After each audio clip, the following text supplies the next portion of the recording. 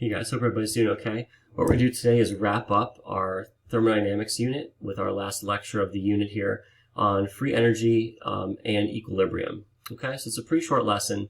Just want to help you derive an equation and do some practice problems using it. So on the screen here, this slide and the next one just helps me show you how to derive the equation that we're going to need. So just try to follow along to the best of your ability here, and then we'll really focus on what equation we're going to use and how to do some problems using that one. So under any conditions, standard or non-standard, the free energy change can be found with the equation on the screen. So sometimes we're not at standard conditions, and we need to find our free energy, and this is the equation that you would use. You really rarely, if ever, have to use this in the AP curriculum or on the College Board exam. So do not worry about committing this to memory or anything.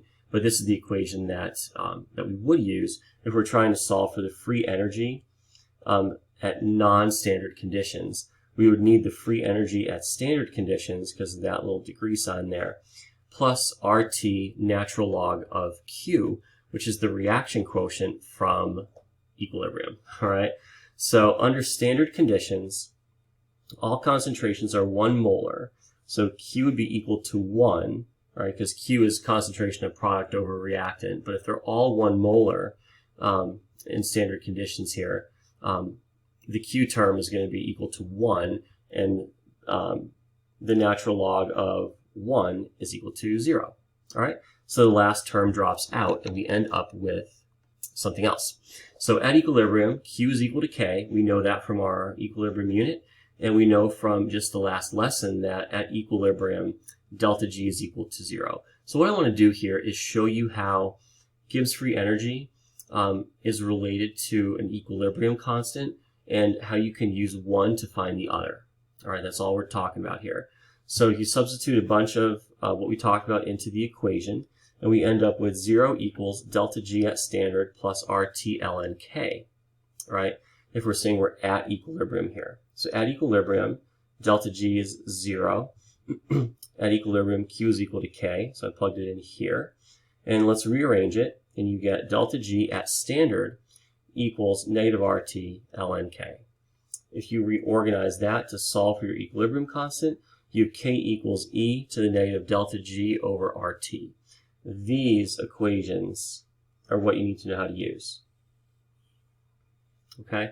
So don't worry about the derivation very much at all. Okay? Worry about how do I do the algebra with these equations and plug my numbers in. I think on the College Board equation sheet, you have this equation.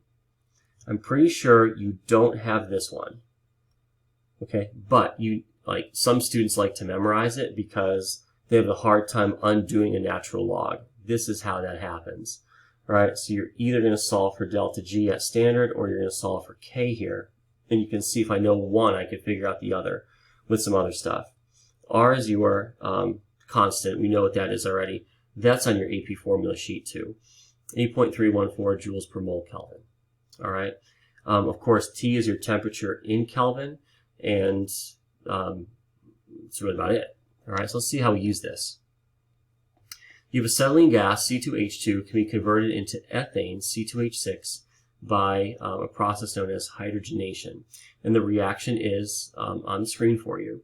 It says, given the following data at standard conditions, so we have delta G at standard here, and all pressure equal to 1 atmosphere, 298 Kelvin, what is the value of Kp for this reaction?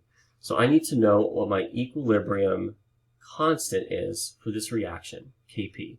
It's Kp because everything's a gas in the chemical reaction. So normally to do this, to find Kp, I need the pressure of all components that are gases in this reaction. Well, I don't have any of that. Okay, but what I do have, though, is some delta G, Gibbs free energy, values at standard conditions.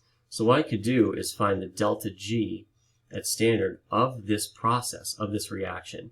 And the way we do that is just how we would find delta H or delta S if you're given a list of these values. So let's go ahead and knock it out here. So delta G for the reaction, that says reaction, equals the sum of the moles of your delta G at standard of your products minus the sum of the number of moles times your delta G at standard of your reactants, right? So this equation can be used for delta G, delta S, delta H. If you have all of your substances in your chemical reaction, to find the delta G of the reaction, you do what we have here. So that's going to be equal to, there's only one product, so there's 1 mole of it, so it's 1 times negative 32.89 from the table, and that is kilojoules per mole. All right, so kilojoules per mole. Minus, then we have 2 reactants, so let's make sure we do all this together here. We have C2H2, there's 1 of those, so 1 times C2H2, which is 209.2 kilojoules per mole, plus the, really plus 2 times the delta G for hydrogen gas, which is 0. That was easy. So plug it in your calculator, and you get a delta G for the reaction of negative 242.1 kilojoules.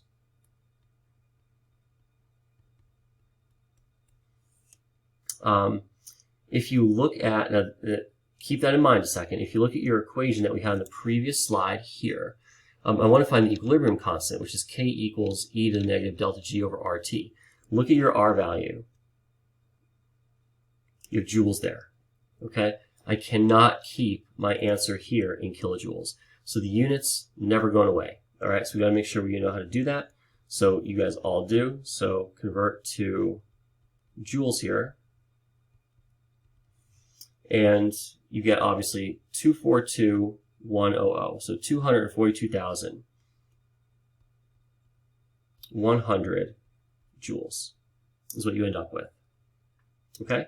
So now you have K equals e to the negative delta G over RT. So what I do is I find, like, calculator mistakes happen all the time every year on this. So I type in my delta G over RT. Okay, I type that in my calculator. I hit equals. I multiply it by -1 because it's negative delta G over RT. And then I raise e to all that stuff. All right, so just to plug everything in for you, you have K equals e to the negative, forgot to carry the negative down here, negative delta G, so that's negative 242,100 joules over RT. So R is 8.314 joules per mole Kelvin times your temperature, which is 298 Kelvin. Okay, so do negative 242,100 over, and then make sure that you're dividing by 8.314 and 298, right? So you got to make sure in your calculator this goes in parentheses. Okay, it's just algebra. Okay, you don't want to divide by 8.314, then hit the times button, and your calculator is going to say, I'm going to multiply by 298. You're going to get a horrible answer. You want to divide by 8.314 times 298, that quantity, all right? And what you do if you type it into your calculator the right way, you should get an answer of something that's absolutely humongous, 2.74 times 10 to the 42nd. You're going to say, does this make any sense at all? And the answer to that should be absolutely, because look at your delta G value. It is extremely, hugely negative, right? That is extremely thermodynamically favorable, right? We want a delta G value that's negative for a spontaneous or thermodynamically favorable reaction. So this clearly is by a lot. You have negative 242,100 joules here. So that means it's extremely spontaneous. it works extremely well in the forward direction, right? So your equilibrium constant should be humongous. 2.74 times 10 to the 42nd is extremely product favored, forward reaction moving along, and that's what we have here. So both of these definitely check out in terms of like, do they make sense or not? Okay, here's the last one. It's just going through another little setup like this to figure out ultimately an equilibrium constant. So we have N2 plus O2 yields 2NO. And I want to use the following thermodynamic data to determine at what temperature in Kelvin the above reaction is spontaneous. Okay, so this is means not really new, but it's a way to approach this problem here. I know the reaction is spontaneous when my delta G value is 0. Or I'm not 0, when it's negative, right? Wrong way. So I want to know when this reaction is spontaneous. So that's when I have a negative delta G value. Well, what you could do is think about like I want to find the exact place it's spontaneous. Okay, so it's really at like negative 0.0000001. Okay, if my delta G value is negative 0.0000001, it's a spontaneous reaction. Well, it's stupid to put that there, right? So what I could just do, if I want to find out when my reaction is spontaneous, I can just set my delta G value equal to 0. So I know if I go like, 9 decimal places or 8 decimal places over, it's still basically just the number 0. So I want to have delta G equals delta H minus T delta S and set delta G equal to 0. Okay, so now I plug everything in, I solve for T, and I'm good to go. So take a second, plug in the data on the screen, solve for T, we'll see what we get.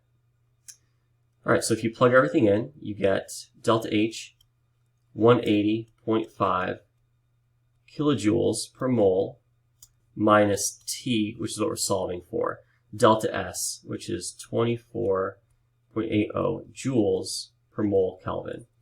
As soon as you see this, you're like, wait a minute, I got to stop a second. I can't have a kilojoule and a joule in the same problem, so I need to go ahead and change one or the other one. All right, so I always end up changing delta S usually, and what you'll end up doing is changing your delta S of 24.80 joules into kilojoules. So to convert that, you just do a simple factor label problem, and you're going to get 0.0248. 0.0248 kilojoules per mole Kelvin. Okay? If you do algebra the right way, you reorganize this, bring your delta S over, bring your, do your negative, because it's a minus T delta S is what you have left. You're going to get a temperature of 7,278 Kelvin. That's when the above reaction is spontaneous. Okay, so quite the temperature to be a spontaneous reaction here. So not going to happen at some of the lower temperatures, obviously, but that's how you solve it. So if you want to know when a reaction is spontaneous, you can set delta G equal to 0, because you know it would be spontaneous at like the smallest negative value you could find, which with sig figs taken into account is basically 0. Then just solve for T, and you're good to go. So we did something like this actually a little bit earlier in the previous lesson on the third law of thermodynamics and Gibbs free energy. Continuing on through that problem, it says using the data below, calculate the Gibbs free energy for the reaction. So it's the same delta H and delta S value. I want to find out what the delta G on your note sheet. It has the Gibbs free energy delta G at standard conditions. Okay, you have to remember what is standard. Like, what are the standard conditions? Standard conditions are 25 degrees Celsius, which is 298 Kelvin.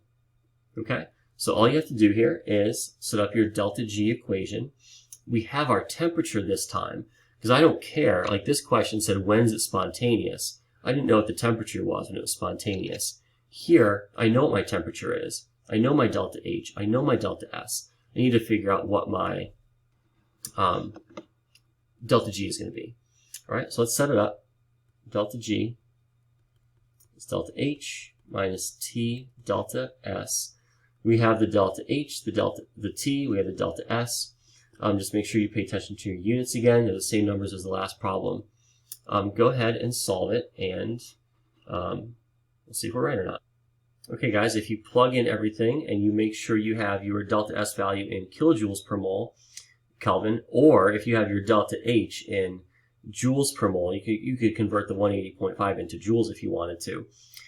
Type it in your calculator the right way, you're going to get 173 kilojoules per mole, or if you decide to go the route with joules instead of kilojoules, 1.73 times 10 to the 5th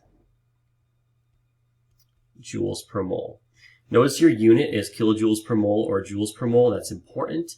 It's not hard to figure out. If you just look at if you include your units in your work, like I'm always harping on you to do, you have Kelvin here and here that cancel, and you have 180.5 kilojoules per mole minus some number in kilojoules per mole. Your unit is kilojoules per mole. All right. So please be really careful with the units and include them, because delta G is supposed to have, and it's that standard, delta G is supposed to have a specific unit on it, kilojoules per mole or joules per mole. Okay, so now that we have our delta G at standard, our delta G with that little degree sign, we want to find out what the equilibrium constant is for that reaction. So we use our equation, K equals E to the negative delta G at standard over RT. All right, so we have our delta G at standard. We just solved it on the last problem. We have our temperature, 298 Kelvin. We have our R value. That's on our formula sheet from the College Board, or I had it on a couple slides ago. So let's see if we can use our calculator the right way and figure out what the equilibrium constant is for this reaction. The delta G value at standard is 173. It's positive. And remember, positive delta G value means non-spontaneous. So when we solve for our equilibrium constant, that should coincide with what we're seeing there for our trend with that delta G value. Okay, if you plug everything in, now please pay attention to your delta G at standard value. It has to be the joules per mole version of it, because your 8.314 joules per mole Kelvin, your R value has joules in it. So again, we have joules here and joules here. So they will cancel. Joules and joules cancel out. Kelvin and Kelvin cancel out. All right, and so does moles and moles. So that makes sense. Our equilibrium constants never have a unit on them, right? We knew that all the way back from our 2 units on equilibrium that we've studied. So you plug it in your calculator the right way. This is E raised to all of this stuff here. I'm just trying to write it out for you so you can see everything. You're going to get 4.73 times 10 to the negative 31st. Okay? Makes perfect sense. Your delta G at standard is positive. That is not spontaneous in the forward direction. So that means very, very, very, very reactant favored. Well, guess what? Look at your K value. 4.73 times 10 to the negative 31st. That's extremely reactant favored, right? It's a super small K value. So let's do one more. Determine the equilibrium constant for the same reaction, but instead of 298 Kelvin, we're at 2,400 Kelvin, which is the combustion chamber for an automobile. So that's where this reaction actually occurs. So that's why this is kind of a real-life example here for this. And it gives you the delta G standard for the reaction at these conditions is 1.22 times 10 to the 5th joules per mole. So they had to tell you the delta G for these conditions, all right? So you get 1.22 times 10 to the 5th. That's your delta G value. Plug that into your equation and see what you end up with for K, all right? So again, K equals E to the negative delta G over RT. Plug it in, and we'll see what we get. Okay, plug everything in. Again, 1.22 times 10 to the 5th joules per mole. over quantity. Okay, it's negative 1.22 times 10 to the fifth joules per mole over the quantity 8.314 joules per mole Kelvin times 2400 Kelvin. You see your joules cancel, moles cancel, kelvins cancel. And what you end up with is a slightly more favorable process, although still not all that great. 2.21 times 10 to the negative third. You can't see the negative there. It's there, trust me. Okay. It's still reactant favored, but it's not as reactant favored. So that's why in the combustion chamber for an automobile, 2,400 Kelvin is that temperature. You're going to create more product in this chemical reaction if we go all the way back to it. You're going to create more of this in the combustion chamber of the automobile than you are at room temperature, right? So that's not really going to happen much at room temperature. We saw our K value was to the negative 31st power. But that's why in a car, you're going to produce more of that NO gas, which is bad for the environment, and it creates acid rain. You're going to get more of that NO gas because it's a little bit more favorable to create a little bit more product than when you're at room temperature, when you have that really low equilibrium constant value. All right, so just a practical application of what we're doing here. It's really just algebra and knowing how to keep track of your units, like I talked about before, and use your calculator appropriately. All right, that takes care of the unit. We'll do a lot more practice and review, and if you need anything, just let me know. That's about it for today, though, guys. Thanks.